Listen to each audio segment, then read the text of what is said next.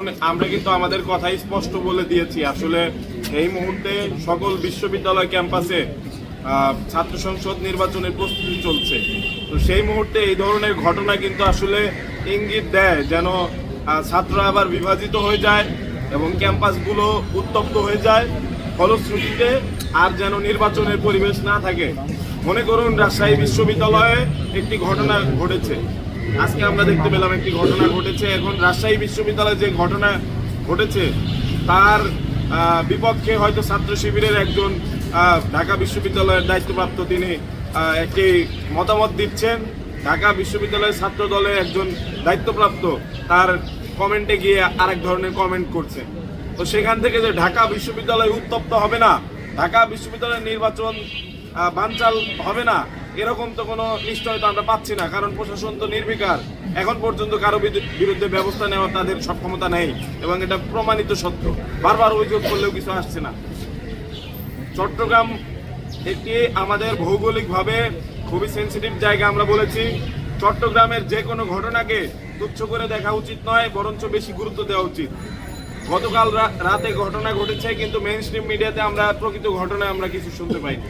তুচ্ছ ঘটনা হোক বা অনেক বড় কোনো ঘটনা হোক, সেটা অনুসন্ধান সেখানে কারা দোষী তাদের শাস্তি নিশ্চিত করা এবং যারা আহত হয়েছে বা ঝুঁকিতে রয়েছে তাদেরকে ঝুঁকি মুক্ত করা, এটিতে রাষ্ট্রের দায়িত্ব। রাষ্ট্র তো সেখানে ব্যর্থ হয়েছে। আমরা আমাদের জায়গা থেকে আমাদের শঙ্কার কথা জানালাম। বিশ্ববিদ্যালয়ের যে ঐক্য সেটি বিনষ্ট যদি হয় তাহলে ফ্যাসিবাদের যারা দোসর, আমরা দেখেছি ছাত্রলীগ, তারা কিন্তু মিছিল দিয়েছে অলরেডি।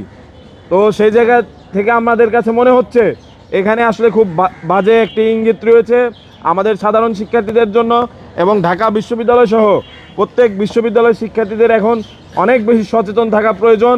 খুব বেশি রিঅ্যাক্টিভ যদি কেউ হয়ে যায় তাহলে কিন্তু দিন শেষে আমাদের ছাত্র সংসদ নির্বাচন এটি হুমকির মুখে পড়বে। দেখুন, আমরা কিন্তু সামাজিক যোগাযোগ মাধ্যমে এর প্রতিবাদ জানিয়েছি এবং আমরা রাজু ভাস্কর্যে দাঁড়িয়ে সরাসরি প্রতিবাদ জানিয়েছি যে একজন উপদেষ্টা, আইন উপদেষ্টা, তিনি ফেসবুকে পোস্ট দিয়ে নিন্দা জানাচ্ছেন। তো নিন্দা যদি তিনি জানান তাহলে কাজ করার দায়িত্ব কার, ইমপ্লিমেন্ট করার দায়িত্ব কার? আসলে এই সরকারে আসলে যারা উপদেষ্টা হিসেবে গেছেন তারা কোন কোটায় কিভাবে গিয়েছেন আমরা তো জানি না। তাদের যে যোগ্যতা, পলিটিক্যাল নলেজ, সেটা অনেক কম। তাদের বিগত সময়ের কথাবার্তা কিংবা তাদের কাজে আমরা তার প্রমাণ পেয়েছি। সেই জায়গা থেকে আমাদের কাছে মনে হচ্ছে সারা বাংলাদেশে জুলাইয়ের যে মূল স্তম্ভগুলো অর্থাৎ ক্যাম্পাসগুলো, সেখানে কিন্তু এর বাজে প্রভাব পড়ছে এবং বারবার যখন বাংলাদেশ আক্রান্ত হচ্ছে বিভিন্ন বাইরের শক্তি বা ভেতরের এজেন্সিগুলোর দ্বারা, তখন ছাত্ররাই প্রতিক্রিয়া দিচ্ছে। এখন প্রত্যেকটি ক্যাম্পাসে যারা এই ঘটনাগুলো ঘটছে তার কিন্তু প্রভাব পড়ছে, ছাত্ররা রিয়্যাক্ট করছে। যদি বড় ধরনের রিয়াকশন এখানে হয়ে যায় তাহলে আর ডাকসুর পরিবেশ থাকবে না। তো সব কিছু মিলে আমরা সব বিষয় নিয়েই কনসার্ন, একেবারে ছাত্র রাজনীতি থেকে শুরু করে জাতীয় রাজনীতি এবং আন্তর্জাতিক রাজনীতি সবগুলো নিয়েই কনসার্ন। আমরা চাই অতি দ্রুত সময়ের মধ্যে, যে নির্ধারিত সময় দেওয়া হয়েছে, একদম নিরপেক্ষভাবে ডাকসু, রাকসু, চাকসু, জাকসু সহ সকল ছাত্র সংসদ নির্বাচন হোক। ধন্যবাদ।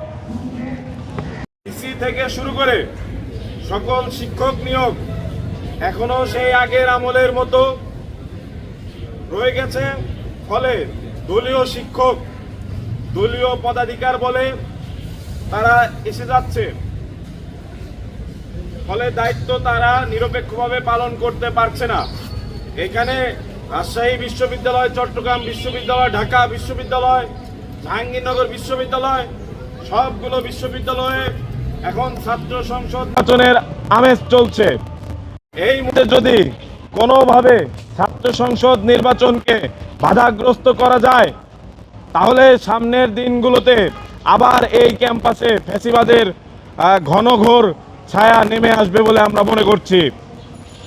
সেই জায়গা থেকে আমাদের সমন্বিত শিক্ষার্থী সংসদ প্যানেল ঘোষণা করছে যে যদি চট্টগ্রাম বিশ্ববিদ্যালয় এবং রাজশাহী বিশ্ববিদ্যালয়ের মতো ঢাকা বিশ্ববিদ্যালয়ে কোনো পক্ষ, কোনো দল যদি আমাদের ডাকসু নির্বাচনকে বাধাগ্রস্ত করার চেষ্টা করে আমাদের সাধারণ শিক্ষার্থীদের